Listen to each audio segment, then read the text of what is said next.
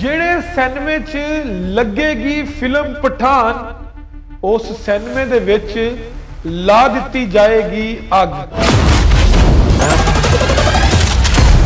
ਬਾਲੀਵੁੱਡ ਦੇ ਕਿੰਗ ਸ਼ਾਹਰੁਖ ਖਾਨ ਕਿਵੇਂ ਬਚਣਗੇ ਇਸ ਇhtਜਾਜ ਤੋਂ ਜਿਹੜਾ ਹੋ ਰਿਹਾ ਹੈ ਫਿਲਮ ਪਠਾਨ ਦੇ ਖਿਲਾਫ। ਸਤਿ ਸ੍ਰੀ ਅਕਾਲ, ਨਮਸਕਾਰ ਤੇ अस्सलाम वालेकुम। ਤੁਸੀਂ ਵੇਖ ਰਹੇ ਹੋ ਇੰਡੋਸ ਟੀਵੀ ਆਸਟ੍ਰੇਲੀਆ ਤੇ ਮੈਂ ਪਾਕਿਸਤਾਨ ਚੋਂ ਤੁਹਾਡਾ ਮੇਜ਼ਬਾਨ ਨਾਸਿਰ ਅਲੀ। ਨਾਜ਼ਰੀਨ, ਲੱਗਦਾ ਇਹ ਵਾ ਕਿ ਹੁਣ ਬਾਈਕਾਟ ਦਾ ਤੇ ਧਮਕੀਆਂ ਦਾ ਸੀਜ਼ਨ ਸ਼ੁਰੂ ਹੋ ਗਿਆ ਹੈ। ਇਹ ਉਹ ਸੀਜ਼ਨ ਹੈ ਜਿਹੜਾ ਸ਼ੁਰੂ ਹੁੰਦਾ ਹੈ ਹਰ ਵਾਰੀ ਬਾਲੀਵੁੱਡ ਦੇ ਵਿੱਚ ਤੇ ਇੰਡੀਆ ਦੇ ਵਿੱਚ ਤੇ ਕਿਸੇ ਵੀ ਫਿਲਮ ਦੇ ਉੱਤੇ ਲਾ ਦਿੱਤਾ ਹੈ ਐਲੀਗੇਸ਼ਨ ਤੇ ਆਖਿਆ ਜਾਂਦਾ ਹੈ ਕਿ ਇਹ ਫਿਲਮ नहीं चलेगी सिनेमा घरां दे विच।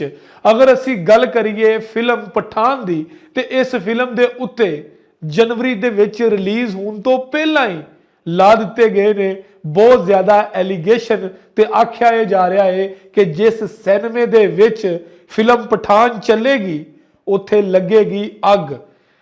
ये आख्या गया है हुक्मरान जमात जिहड़ी है ਉਹਦੇ ਕਾਰਕੁਨ ਵੱਲੋਂ ਭਾਰਤੀ ਜਨਤਾ ਪਾਰਟੀ ਜਿਹਨੂੰ ਆਖਿਆ ਜਾਂਦਾ ਹੈ ਕਿ ਉਹ ਹਿੰਦੂਆਂ ਦੀ ਸਭ ਤੋਂ ਵੱਡੀ ਪਾਰਟੀ ਹੈ, ਉਸ ਪਾਰਟੀ ਦੇ ਕਾਰਕੁਨ ਇਹ ਕਹਿ ਰਹੇ ਨੇ ਕਿ ਫਿਲਮ ਪਠਾਨ ਨਹੀਂ ਚੱਲੇਗੀ। ਜੇ ਫਿਲਮ ਪਠਾਨ ਚੱਲੀ ਤੇ ਅਸੀਂ ਉਸ ਸਿਨੇਮੇ ਨੂੰ ਅੱਗ ਲਾ ਦੇਵਾਂਗੇ। ਆਖਰ ਕੀ ਵਜ੍ਹਾ ਹੈ ਕਿ ਬਾਲੀਵੁੱਡ ਦੀ ਕੋਈ ਵੀ ਫਿਲਮ ਲੱਗਦੀ ਹੈ ਤੇ ਉਹਦੇ ਉੱਤੇ ਕੰਟਰੋਵਰਸੀ ਸ਼ੁਰੂ ਹੋ ਜਾਂਦੀ ਹੈ, ਉਹਦੇ ਉੱਤੇ ਤਨਾਜ਼ਾਤ ਸ਼ੁਰੂ ਹੋ ਜਾਂਦੇ ਨੇ। ਅਗਰ ਅਸੀਂ ਗੱਲ ਕਰੀਏ ਆਮਰ ਖਾਨ ਦੇ ਫਿਲਮ ਪੀਕੇ ਦੀ ਤੇ ਉਦੋਂ ਵੀ ਆਖਿਆ ਗਿਆ ਸੀ ਕਿ ਮਜਰੂ ਕੀਤੇ ਗਏ ਨੇ ਜਜ਼ਬਾਤ ਹਿੰਦੂਆਂ ਦੇ ਤੇ ਹਿੰਦੂਆਂ ਦੇ ਪੰਡਤ ਜਿਹੜੇ ਹੈਗੇ ਸੀ ਉਹਨਾਂ ਨੇ ਕਿਹਾ ਕਿ ਸਾਡੇ ਭਗਵਾਨ ਦਾ ਮਜ਼ਾਕ ਉਡਾਇਆ ਗਿਆ ਹੈ।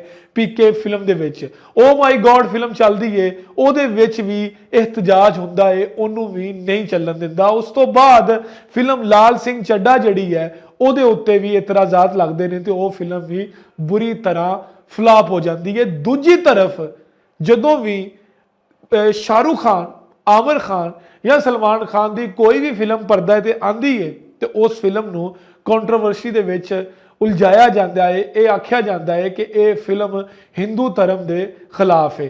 ਇਸੇ ਤਰ੍ਹਾਂ ਜਿਹੜੀ ਨਵੀਂ ਫਿਲਮ ਆ ਰਹੀ ਹੈ ਜਨਵਰੀ ਦੇ ਵਿੱਚ ਰਿਲੀਜ਼ ਹੋਣੀ ਹੈ ਸ਼ਾਹਰੁਖ ਖਾਨ ਦੀ ਫਿਲਮ ਪਠਾਨ।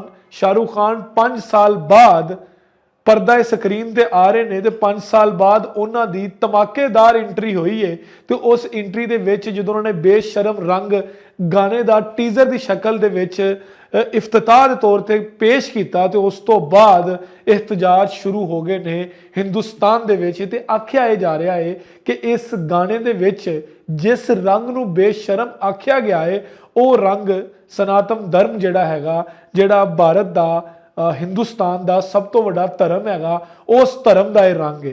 ਆਖਿਆ ਜਾ ਰਿਹਾ ਹੈ ਕਿ ਇਹ ਰੰਗ ਜਿਹੜਾ ਜ਼ਾਫਰਾਨੀ ਜਾਂ ਨਰੰਜੀ ਰੰਗ ਸਾਡੇ ਕਹਿੰਦੇ ਨੇ ਤੇ ਉੱਥੇ ਜਿਹੜਾ ਹੈ ਭਗਵਾ ਰੰਗ ਕਿਹਾ ਜਾਂਦਾ ਹੈ ਕਿ ਇਸ ਰੰਗ ਦੀ ਵਜ੍ਹਾ ਤੋਂ ਜਿਹੜੀ ਸ਼ਾਰਟਸ ਪਹਿਨੀਆਂ ਹੋਈਆਂ ਨੇ ਦੀਪਿਕਾ ਪਾਦੂਕੋਣ ਨੇ ਉਹਦੇ ਵਿੱਚ ਇਸ ਰੰਗ ਦੀ ਬੇਹਰਮਤੀ ਕੀਤੀ ਗਈ ਹੈ।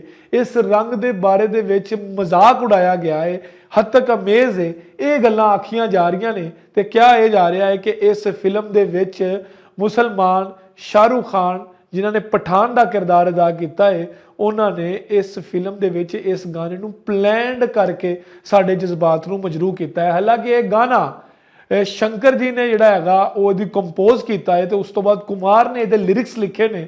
ਉਹਨਾਂ ਨੂੰ ਕੋਈ ਨਹੀਂ ਪੁੱਛ ਰਿਹਾ, ਸਾਰਾ ਮੁਰਦਾ ਇਲਜ਼ਾਮ ਠਹਿਰਾਇਆ ਜਾ ਰਿਹਾ ਹੈ ਸ਼ਾਹਰੁਖ ਖਾਨ ਨੂੰ ਤੇ ਸ਼ਾਹਰੁਖ ਖਾਨ ਦੇ ਉੱਪਰ ਨਾਅਰੇਬਾਜ਼ੀ ਕੀਤੀ ਜਾ ਰਹੀ ਹੈ। ਦੀਪਿਕਾ ਪਾਦੂਕੋਣ ਤੇ ਸ਼ਾਹਰੁਖ ਖਾਨ ਦੇ ਇੰਡੀਆ ਦੇ ਵਿੱਚ ਪੁਤਲੇ ਵੀ ਜਲਾਏ ਗਏ ਨੇ ਤੇ ਇਹ ਕਿਹਾ ਜਾ ਰਿਹਾ ਹੈ ਕਿ ਅਗਰ ਇਹਨਾਂ ਦੀ ਫਿਲਮ ਸਿਨੇਮੇ ਘਰਾਂ 'ਚ ਲੱਗੇਗੀ ਤੇ ਅਸੀਂ ਨਹੀਂ ਚੱਲਣ ਦੇਵਾਂਗੇ, ਅਸੀਂ ਉਸ ਸਿਨੇਮੇ ਨੂੰ ਅੱਗ ਲਾ ਦਾਂਗੇ। ਇਸ ਕੰਡੀਸ਼ਨਸ ਦੇ ਵਿੱਚ क्या ये फिल्म जिहड़ी हैगी है किसी सिनेमे 'ਚ चल सकेगी या नहीं चल सकेगी। उस तो बाद क्या हुकूमत जिहड़ी हैगी है वो इहदे खिलाफ कोई प्लान करेगी, ਜਿਹੜੇ ਇhtਜਾਜ ਕਰ ਰਹੇ ਨੇ ਉਹਨਾਂ ਨੂੰ ਕਿਸੇ ਤਰੀਕੇ ਨਾਲ ਰੋਕੇਗੀ? ਕਿਉਂਕਿ ਮੱਧ ਪ੍ਰਦੇਸ਼ ਦੇ ਜਿਹੜੇ ਵਜ਼ੀਰ ਦਾਖਲਾ ਹੈਗੇ ਨੇ ਉਹਨਾਂ ਨੇ ਵੀ ਇਹ ਕਹਿ ਦਿੱਤਾ ਹੈਗਾ ਕਿ ਇਸ ਫਿਲਮ ਦੇ ਵਿੱਚ ਮੈਂ ਸ਼ਾਹਰੁਖ ਖਾਨ ਤੇ ਦੀਪਿਕਾ ਪਾਦੂਕੋਣ ਤੋਂ ਬਹੁਤ ਜ਼ਿਆਦਾ ਨਾਰਾਜ਼ ਹਾਂ। ਉਹਨਾਂ ਨੂੰ ਇਹ ਰੰਗ ਪਾ ਕੇ ਇਸ ਤਰ੍ਹਾਂ ਪਰਫਾਰਮ ਨਹੀਂ ਸੀ ਕਰਨਾ ਚਾਹੀਦਾ।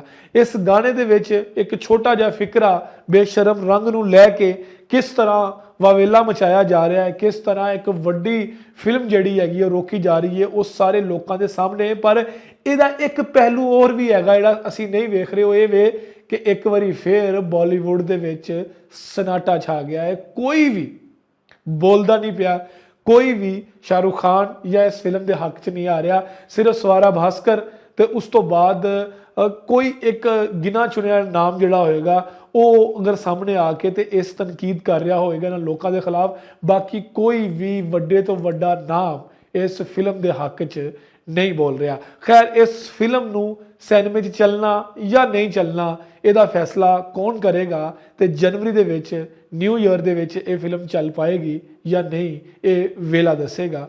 ਵੇਖਦੇ ਰਹੋ ਇੰਡੋਜ਼ ਟੀਵੀ ਆਸਟ੍ਰੇਲੀਆ।